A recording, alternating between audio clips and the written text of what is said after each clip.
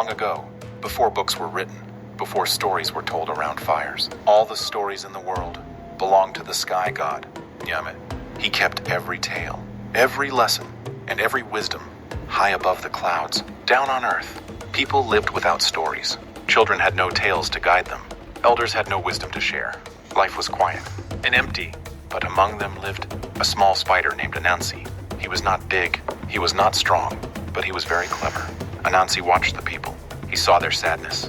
He heard their silence. And one day he said, "If Nyame has all the stories, then I will go and get them." That night, Anansi spun a long shining web, higher and higher and higher, until it touched the sky, holding tightly. He climbed into the clouds. Soon, Anansi stood before Nyame's great palace. It shone like gold and light.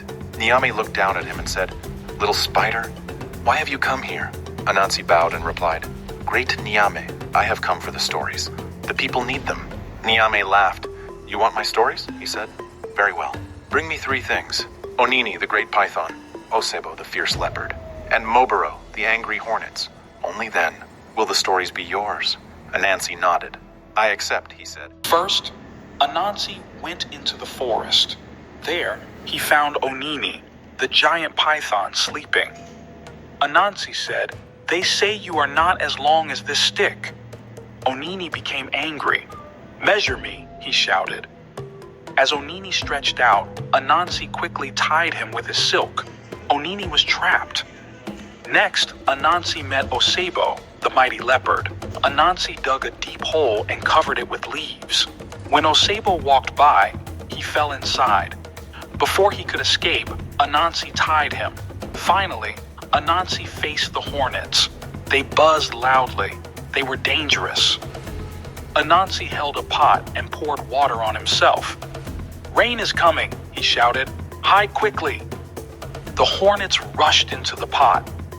Anansi closed the lid. With all 3 prizes, Anansi returned to the sky. Nyame looked at him in amazement. "Little spider," he said, "you have done the impossible." Nyame brought out a golden box. Inside were all the stories of the world. He gave it to Anansi. Anansi carried the box back to Earth. When he opened it, stories flew out like birds. They entered homes. They entered hearts. They entered generations. Children learned. Elders taught. People smiled again. Anansi said, "Remember, my friends, wisdom is greater than strength." And from that day on, stories belong to everyone. If you enjoyed this story, please like, comment, and follow for more animated tales from West Africa.